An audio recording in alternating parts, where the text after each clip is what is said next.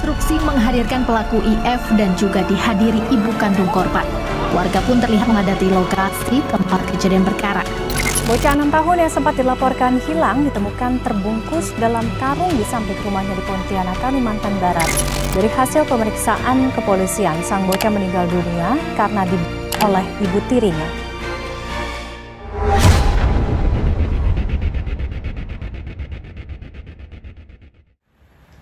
Selamat datang di Scale, Story Crime of Horrible. Belum lama ini,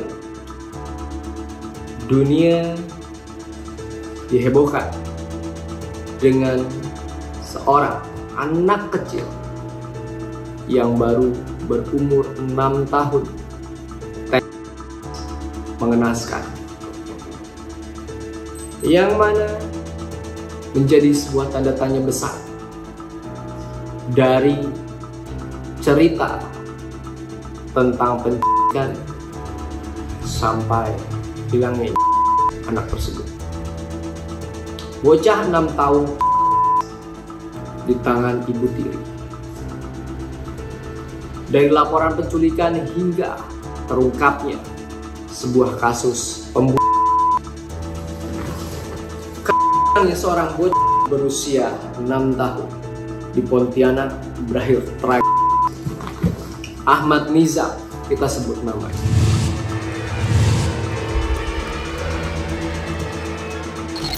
Ahmad Nizam Al-Fahri, bocah yang awalnya dilaporkan hilang oleh ayahnya, ditemukan dalam kondisi pada Kamis 22 bulan Agustus 2024.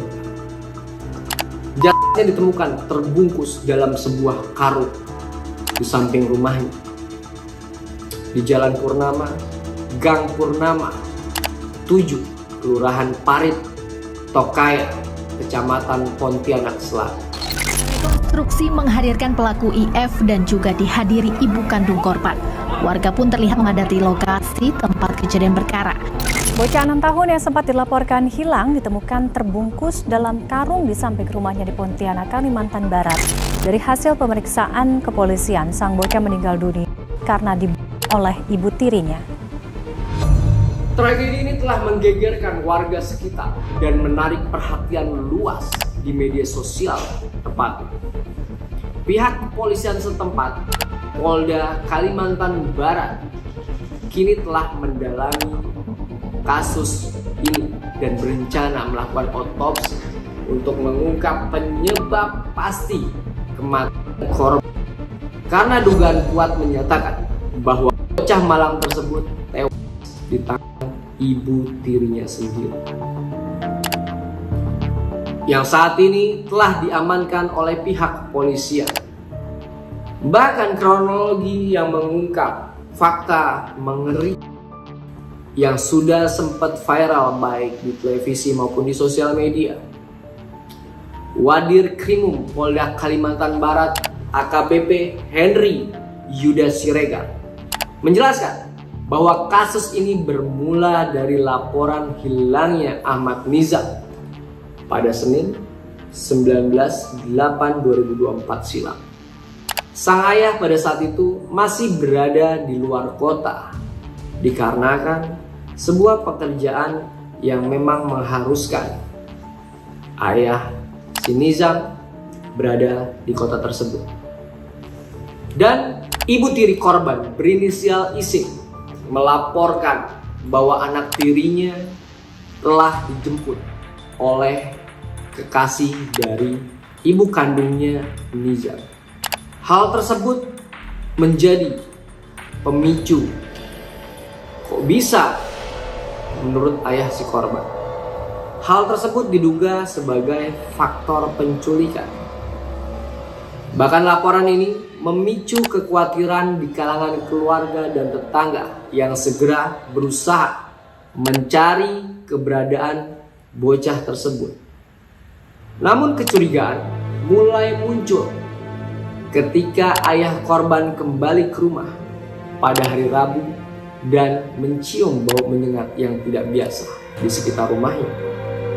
Meski sempat kebingungan, Ayah korban akhirnya menemukan sumber bau tersebut.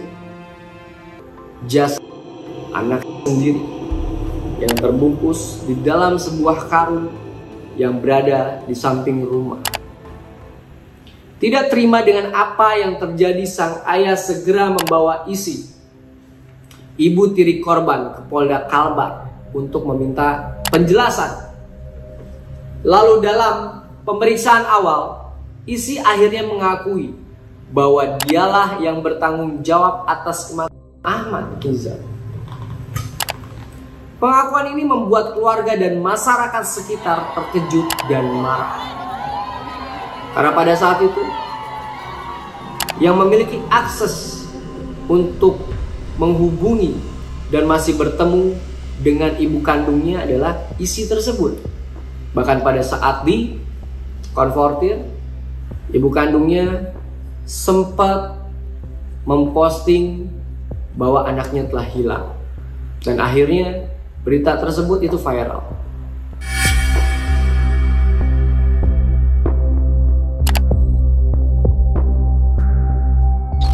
Saat ini kita masih melakukan pemeriksaan sementara terhadap jenazah dan besok kita akan lakukan visum untuk penyebab pasti kematian korban.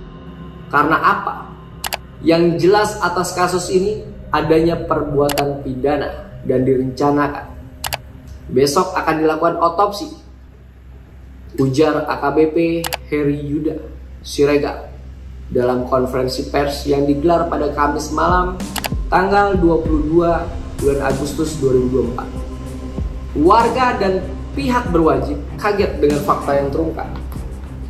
Kejadian ini telah membuat geger warga sekitar yang sebelumnya sempat membantu mencari korban yang dinyatakan hilang pada saat itu. Bahkan ketua rukun tetangga setempat mengungkapkan bahwa sebelumnya memang ada laporan dari orang tua korban bahwa Nizam telah Tapi setelah dilakukan pengecekan melalui CCTV milik warga yang tidak jauh dari rumahnya, tidak ditemukan adanya aktivitas atau tanda-tanda penculikan dan aktivitas mencurigakan di sekitar rumah. Ujar ketua RT, kemarin sempat orang tuanya melaporkan bahwa anak itu hilang. Tapi setelah dilakukan pengecekan CCTV, warga tidak menemukan adanya tindakan penculikan tersebut. Seiring berjalannya waktu, kecurigaan warga mulai mengarah pada ibu tiri korban, Isi. Sebelum penemuan jasad Ahmad, mertua pelaku sempat menyarankan untuk mencari di sekitar rumah korban. Nah, saran ini yang akhirnya membawa hasil yang sangat mengejutkan terhadap ayah almarhum Nizam. Ibu tiri korban Isi akhirnya mengakui perbuatan demi perbuatan kepada sang suami yang kemudian menemukan anaknya dalam karung di area samping rumah. Cukup tragis ceritanya.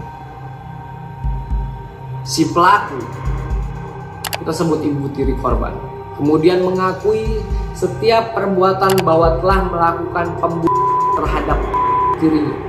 Jelas salah satu warga yang enggak disebutkan namanya pada saat diinterview. Setelah ibu tirinya mengakui percobaan dan perbuatan kepada sang suami, kemudian ditemukan bahwa terdapat sebuah karung yang berisikan AN yang dikabarkan sudah membiru dan dengan ditutupi jas hujan. Kabar ini dengan cepat menyebar di media sosial. Salah satunya melalui unggahan dari tante korban. Dalam unggahannya, Zalka mengkonfirmasi kematian Ahmad dan menyebut ibu tirinya sebagai pelaku utama pembunuhan. Unggahan tersebut akhirnya memicu simpati dan kemarahan dari masyarakat luas, Pontianak dan sekitarnya tentunya. Hingga kini, pihak kepolisian masih terus mendalami kasus untuk menentukan pasal yang tepat bagi sang pelaku. Ungkap AKBP Heri Yuda. Untuk pasalnya sendiri, mereka masih mendalami perbuatan yang dilakukan oleh pelaku, karena kami belum bisa memastikan ke arah mana, karena pelaku masih dalam pemeriksaan menurut AKBP Heri Yuda. Dan lokasi penemuan jasad Ahmad sampai saat ini telah diberi garis polisi lain untuk keperluan pemeriksaan penyelidikan lebih lanjut.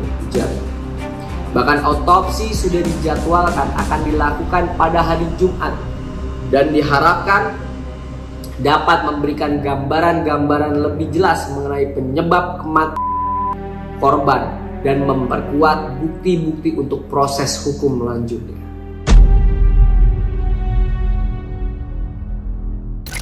Nah, menurut kalian sebagai penonton yang bijak dan mendapatkan sebuah cerita serta gambaran dari kasus seorang ibu tiri yang mampu membunuh tirinya, apakah ini masuk ke dalam gangguan kejiwaan?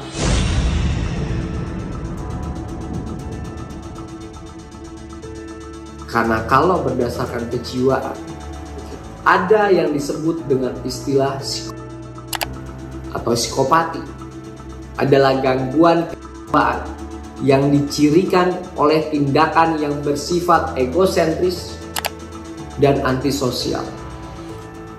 Karena psikopati sendiri berasal dari kata psikis yang berarti jiwa dan pathos yang berarti penyakit. Bahkan pengidapnya juga sering disebut sebagai atau sosial karena perilakunya yang antisosial dan merugikan orang-orang terdekat. Dan ingat, psikopat tidak sama dengan atau skizofrenia atau psikosis, karena seorang sadar sepenuhnya atas perbuatan yang dia lakukan.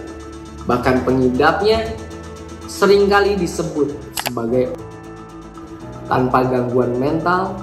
Menurut penelitian, sekitar 1% dari total populasi dunia mengidap psikopat.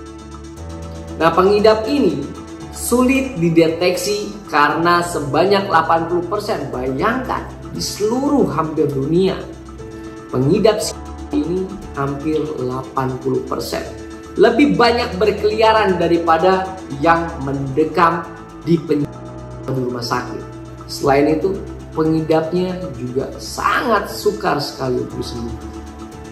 Sedangkan dalam ranah hukum, psikopat dalam kasus dikenal sebagai pemerkosa dan koruptor. Namun, ini hanya 15-20% dari total psikopat. Sedangkan selebihnya adalah pribadi yang berpenampilan sempurna, pandai bertutur kata, mempesona, mempunyai daya tarik luar biasa, dan bahkan menyenangkan. Be careful. Psikopat memiliki ciri-ciri umum. Namun, ciri-ciri ini diharapkan tidak membuat orang-orang mudah mengecap atau memberi label kepada setiap orang yang ditemui. Seseorang psikopat karena diagnosis gejala ini membutuhkan penelitian serta wawancara yang mendalam dan pengamatan-pengamatan lainnya.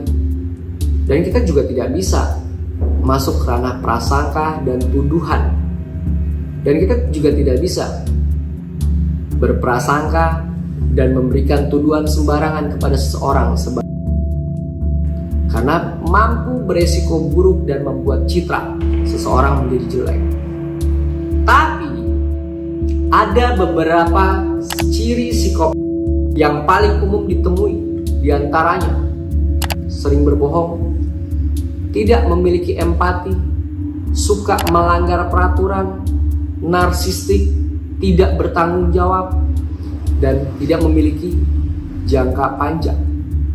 Nah, menurut kalian, apakah kasus ini bisa dilabeli dengan istilah psikopat?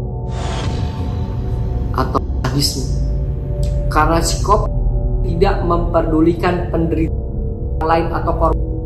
Sedangkan saya adalah seorang yang senang menyakiti orang lain.